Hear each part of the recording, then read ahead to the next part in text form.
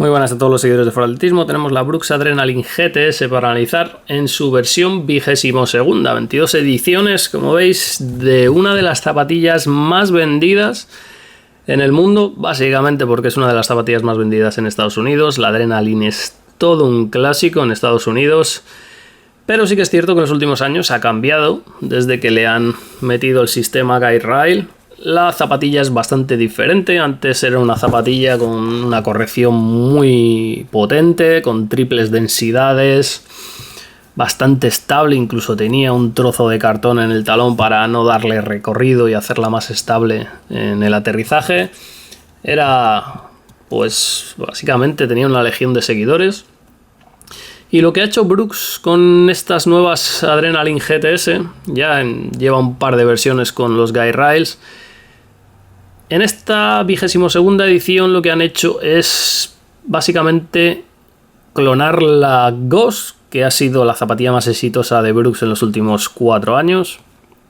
Básicamente la han clonado y le han metido unos Guide Rails, lo cual me parece un acierto total, porque la Ghost, como digo, es una de las mejores zapatillas que se han hecho en el último lustro.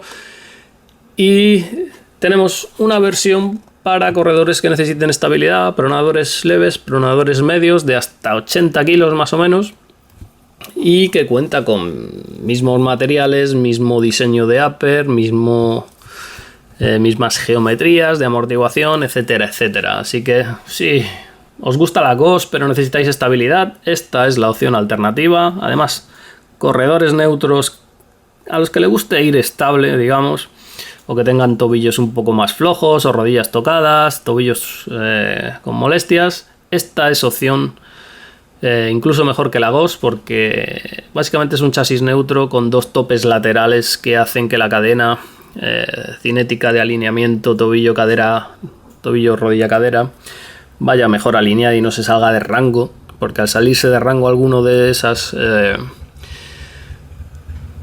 partes del cuerpo, lo que hacen es pues provocar tendinitis, etcétera, etcétera. En cuanto a los cambios principales, es una zapatilla un poquito más ancha que la versión anterior. Tenemos 99 milímetros en el talón, 4 milímetros más que la versión anterior, y 117 milímetros en la parte delantera, 2 milímetros más que en la versión anterior. Razonamientos: cuando tenemos los Guide Rails, nos interesa tener un talón un poco más ancho, porque al tener un talón un poco más ancho y correr, ese apoyo va a incidir en el Guide Rail, y el Guide Rail se va a convertir en una pieza activa de estabilidad y nos va a dar más soporte. Sobre todo va a reducir el movimiento del calcáneo a la hora de pronar. Cuando pronamos, el calcáneo se va hacia afuera. Este Guide Rail va a frenar, digamos, de manera más activa el calcáneo, y este Guide Rail va a tener la misma función que tenía antes. En el caso de pronación va a evitar va a darle un poquito de soporte al arco, pero como digo, el tener un talón más ancho principalmente va a incidir en este Guide Rail, funcionando, como he dicho en la prueba escrita, como una especie de tornapuntas para darle más capacidad o más fuerza a la acción de este Guide Rail contra el calcáneo. Y en la parte delantera los 2 milímetros básicamente son porque las versiones anteriores de la Ghost, que es la base de esta zapatilla, eran un poquito estrechas. Incluso esta zapatilla y la Ghost actual son un poquito estrechas para algunos corredores, especialmente si tienes el pie tirando ancho. Si tienes el pie ancho va a ser estrecha, necesitas una talla de ancho extra, eso seguro. Y si tienes el pie en una anchura normal, valoraría, y si puedo me probaría media talla más o la talla de ancho, porque si la vais a utilizar para tiradas muy largas, quizás la notéis un poquito ajustada. No es que sea estrecha, pero sí que un poquito ajustada. Sobre todo, como veis, es muy recta esta parte, y eso esto se hace para tener más soporte del upper en el primer metatarso y que la pronación no se agudice, pero claro, reduce un poquito la anchura de la zapatilla. Más cosas.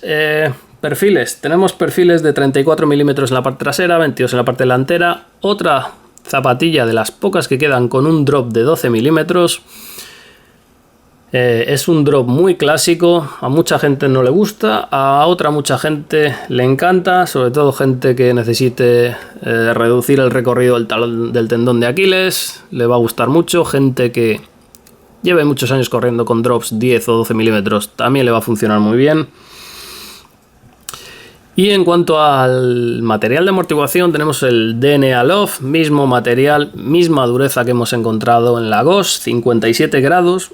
Es una sorpresa un poco negativa que nos hemos llevado porque el DNA Love nació con una dureza de 52, 53 y ese era el punto ideal de ese material. Funcionó muy bien en la Ghost y tanto la Ghost como la Adrenaline en estas últimas versiones han aumentado la dureza, que sí, nos van a dar 50 o 100 kilómetros más de durabilidad en la media suela, pero el tacto es un poco más firme y no va a ser tan agradable. A pesar de eso, en la Adrenaline, si venís de otras Adrenalines anteriores, no se nota tanto porque la Adrenaline nunca ha sido especialmente blanda, así que ese cambio tampoco va a suponer un cambio muy a peor. De hecho, es una zapatilla relativamente cómoda, no se nota que sea tan firme de media suela. Así que tampoco es una cosa que me preocuparía si venís de Adrenalines anteriores. La zapatilla no es especialmente pesada, 290 gramos, 6 gramos menos que la versión anterior. Y en cuanto a la suela, tenemos una suela muy gruesa, 5 milímetros, y es un poquito más blanda que en versiones anteriores. Tenemos un brown rubber de entre 45 y 48 grados de dureza HA en la parte delantera y 65 a 69 en la parte trasera, lo cual está más o menos en la media del mercado, un poquito tirando a blanda, pero como digo, tenemos unos perfiles muy grandes. Funciona muy bien en asfalto, funciona muy bien en tierra, como veis tiene unos grandes tacos. Sí que es verdad que es bastante más plana, lo cual va a hacer que se reduzca la tracción, pero la durabilidad aumente un poquito. Muy importante esta pieza para darnos soporte a la zona del arco, ya que es una zapatilla para pronadores leves y medios, no es una zapatilla para pronadores muy fuertes o que necesiten control de movimiento. Quizá la Adrenaline anterior sí que lo era, por eso la gente que utilizaba la Adrenaline y necesitaba mucho control en estas nuevas versiones han salido un poco desencantados de ella, pero bueno, en general es una zapatilla para corredores de hasta 75-80 kilos con pronaciones entre neutro y pronación media. Mismos materiales que la Ghost. Buena ventilación, buen ajuste, muy confortable especialmente.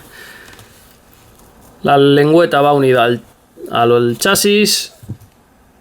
Collar ergonómico muy fuerte, muy rígido este contrafuerte, como veis.